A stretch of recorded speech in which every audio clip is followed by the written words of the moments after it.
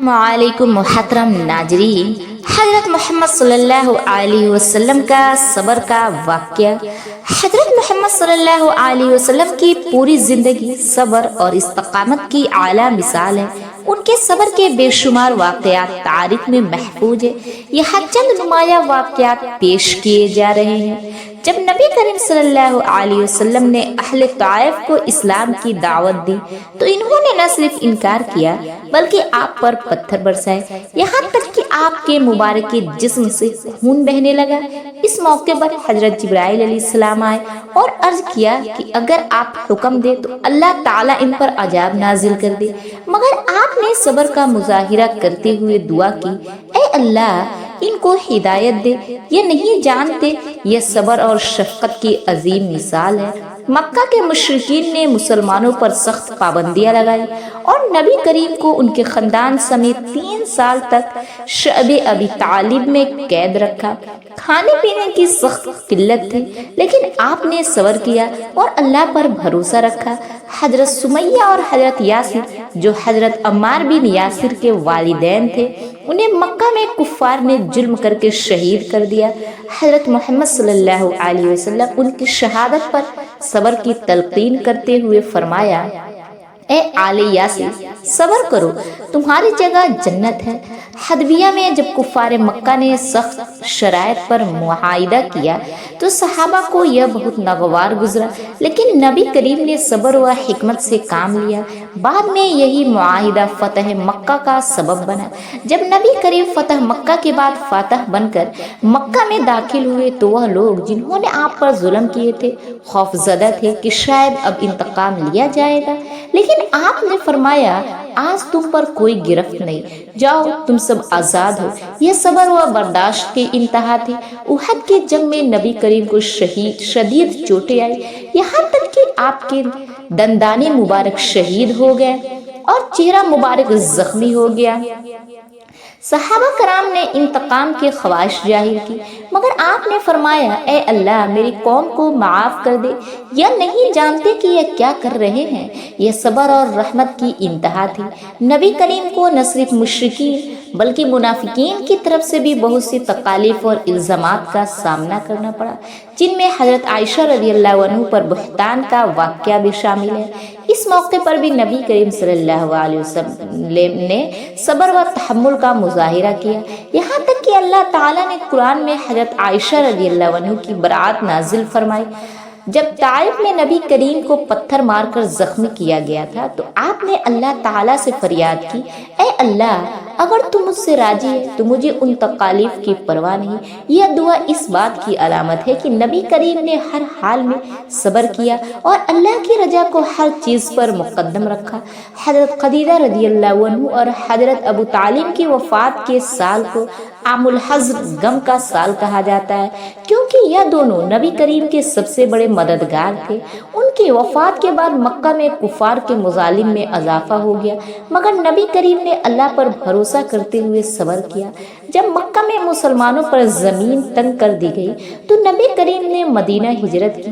रास्ते में कई मुश्किलात पेश आई, मगर आपने हर आजमाइश पर सब्र किया और अल्लाह पर तवक्कल का मुजाहिरा किया। अबू जहल और दीगर कुफ्फार बारहा नबी करीम को तकलीफ पहुंचाते, कभी रास्ते में कांटे बिछाते, कभी गंदगी डाल देते, मगर आपने हमेशा सब्र से काम लिया और बद्दुआ देने के बजाय उनके लिए हिदायत की दुआ की। अल्लाह ताला ने नबी करीम के सब्र और इस्तकामत के बदले में मिराज का अजीम मुअज्जज़ा अता फरमाया, जहां आपको जन्नत, दोज़ख और दीगर कई हक़ाइक़ का मुशाहिदा करवाया गया। नबी करीम की पूरी ज़िंदगी हमें सिखाती है कि मुश्किलात में सब्र करना, दूसरों को माफ़ करना और अल्लाह पर भरोसा रखना कामयाबी की कुंजी है। आपके सब्र की बदौलत इस्लाम को उरूज मिला और पूरी दुनिया के लिए आपकी सीरत बेहतरीन नमूना बन गई। ये तमाम वाक़यात हमें ज़िंदगी में सब्र व इस्तकामत की राह अपनाने की तरगीब देते हैं। मदीना में नबी करीम को न सिर्फ मुशरिकीन और यहूदियों का साजिशों का सामना करना पड़ा, बल्कि मुनाफिकीन भी बार बार مشکلات پیدا کرتے رہے۔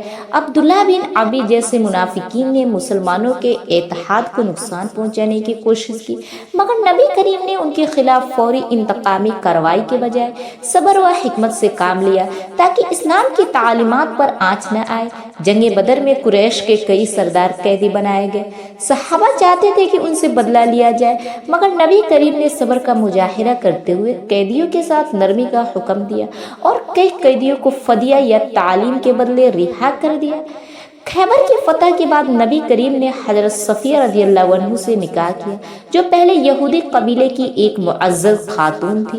نبی کریم نے ان کے ساتھ انتہائی شفقت اور نرمی کا برتاؤ کیا، حالانکہ ان کے قبیلے نے مسلمانوں کے خلاف بہت سازشیں کی تھی۔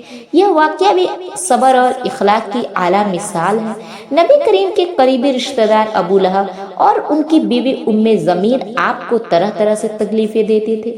وہ آپ کو راستے میں کانٹے بچھاتے تھے اور آپ کی توہین کرتے، مگر نبی کریم نے کبھی بد دعا نہ دی بلکہ صبر کا مظاہرہ کیا۔ بعد میں سورہ لہب نازل ہوئی جس میں ان کے انجام کا ذکر کیا گیا۔ صلح حدیبیہ کی شرائط بظاہر مسلمانوں کے خلاف لگ رہی تھی، مگر نبی کریم نے صبر اور دور اندیشی سے اسے قبول کیا۔ بعد میں یہ معاہدہ فتح مکہ کا پیش خیمہ بنا اور ثابت ہوا کہ نبی کریم کا صبر در حقیقت ایک حکمت عملی تھی۔ جب نبی کریم نے مدینہ ہجرت کا فیصلہ کیا تو راستے میں کئی مشکلات کا سامنا کرنا پڑا۔ قریش نے آپ کو قتل کرنے کی سازش کی، مگر آپ نے صبر و استقامت سے کام لیا اور اللہ پر بھروسہ رکھا۔ ہجرت کے دوران غار سور میں حضرت ابو بکر کے ساتھ چھپے رہے۔ جب حضرت ابو بکر پریشان ہوئے تو نبی کریم نے فرمایا، غم نہ کرو، بے شک اللہ ہمارے ساتھ ہے۔ یہ اللہ پر توکل اور صبر کی اعلیٰ مثال ہے۔ مدینہ پر کفار، یہودیوں اور قبائل نے مل کر حملہ کیا اور کئی دن تک مسلمانوں کو محاصرے میں رکھا۔ شدید بھوک اور سردی کے باوجود نبی کریم نے صبر کیا اور صحابہ کو بھی صبر کی تلقین کی۔ اسی دوران اللہ تعالیٰ نے مدد بھیجی اور کفار بغیر جنگ کیے واپس چلے گئے۔ نبی کریم کی بیٹی حضرت زینب کو کفار مکہ نے ہجرت کے دوران زخمی کر دیا تھا، جس کی وجہ سے وہ کچھ عرصے بعد وفات پا گئی۔ نبی کریم صلی اللہ علیہ وسلم کو بیٹے کی وفات کا بہت صدمہ ہوا، مگر آپ نے صبر کیا اور اللہ کی رضا پر راضی رہے۔ منافقین نے نبی کریم پر اور آپ کے اہل خانہ پر کئی بار الزامات لگائے، خاص طور پر حضرت عائشہ پر بہتان کا واقعہ بہت بڑا صبر کا امتحان تھا۔ 1 ماہ تک وحی نازل نہ ہوئی، مگر نبی کریم نے جلد بازی میں کوئی فیصلہ نہ کیا۔ نبی کریم کے تمام بیٹے حضرت قاسم، حضرت عبداللہ اور حضرت ابراہیم بچپن میں ہی وفات پا گئے۔ خاص طور پر حضرت ابراہیم کی وفات پر نبی کریم کے آنکھوں سے آنسو بہہ نکلے، مگر آپ نے صبر کرتے ہوئے فرمایا، آنکھ اشک بار ہے، دل غمگین ہے، لیکن ہم وہی کہیں گے جو ہمارے رب کو پسند ہو۔ یہ صبر اور رضا بالقضاء، اللہ کی مرضی پر راضی رہنے کی بہترین مثال ہے۔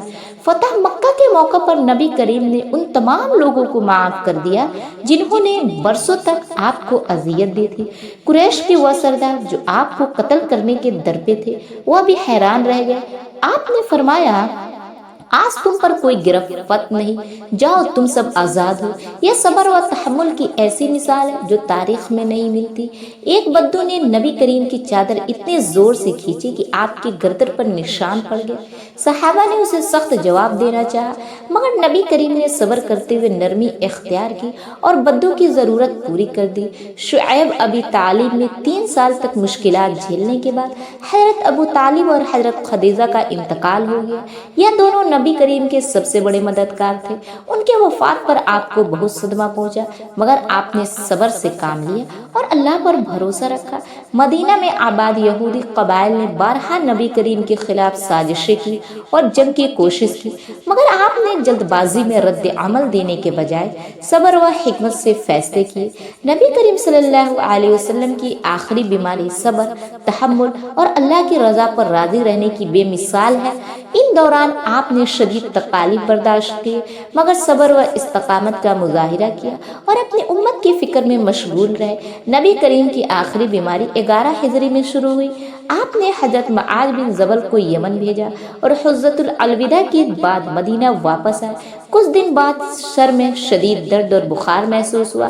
بخار اتنا شدید تھا کہ جسم تپنے لگا۔ آپ نے بیماری کے باوجود مسجد میں جا کر نماز پڑھائی اور امت کو دین پر ثابت قدم رکھنے کی تاکید کی۔ بیماری کے دوران نبی کریم نے بار بار اللہ کی حمد و ثنا بیان کی اور فرمایا، مومن کو جو بھی تکلیف، بیماری، غم، پریشانی یا دکھ پہنچتا ہے، اللہ اس کے بدلے اس کے گناہ معاف کر دیتا ہے، یہاں تک کہ اگر اسے ایک کانٹا بھی چبھ جائے۔ حضرت عائشہ رضی اللہ عنہ فرماتی ہیں کہ نبی کریم کو اتنا شدید بخار تھا کہ ہاتھ لگانے سے لگتا تھا جیسے آگ پر رکھا ہوا ہو برتن ہو، مگر آپ صبر کے ساتھ اللہ کا ذکر کرتے رہے۔ نبی کریم بیماری کے باوجود مسجد میں آتے رہے، لیکن جب زیادہ کمزوری ہو گئی تو حضرت ابو بکر کو حکم دیا کہ وہ نماز کی امامت کرائے۔ آپ بار بار امت کے لیے دعا کرتے اور فرماتے، نماز کا خیال رکھو اور غلاموں کے ساتھ اچھا سلوک کرو۔ یہ اس بات کا ثبوت ہے کہ بیماری میں بھی آپ کی سب سے بڑی فکر اپنی امت تھی۔ حضرت عائشہ فرماتی ہیں کہ جب نبی کریم کی بیماری شدت اختیار کر گئی تو آپ نے اپنے ہاتھ پانی میں ڈال کر چہرے پر پھیرتے اور فرماتے، اللہ کے سوا کوئی معبود نہیں، بے شک موت کی سختیاں بہت شدید ہے۔ یہ الفاظ اس بات کی دلیل ہے کہ نبی کریم کو شدید تکلیف ہو رہی تھی، مگر پھر بھی آپ صبر اور استقامت کے ساتھ اللہ کی رضا پر راضی رہے۔ بیماری کے آخری دن نبی کریم نے فرمایا، اے اللہ مجھے رفیق اعلیٰ میں شامل کر۔ یہ الفاظ بتاتے ہیں کہ آپ کو اللہ کی ملاقات کا اشتیاق تھا اور آپ نے صبر و سکون کے ساتھ دنیا سے پردہ فرمایا۔ 12 ربیع الاول 11 ہجری دوپہر کے وقت نبی کریم صلی اللہ علیہ وسلم حضرت عائشہ رضی اللہ عنہ کی گود میں سر رکھے ہوئے اس دنیا سے رحلت فرما گئے۔ نبی کریم کی آخری بیماری ہمیں سکھاتی ہے کہ سخت تکلیف کے باوجود اللہ کی رضا پر راضی رہنا، صبر کرنا اور آخرت کے وقت تک دین کی فکر میں رہنا اصل کامیابی ہے۔ آپ کی سیرت ہمیں صبر، استقامت اور اللہ پر بھروسہ رکھنے کی تعلیم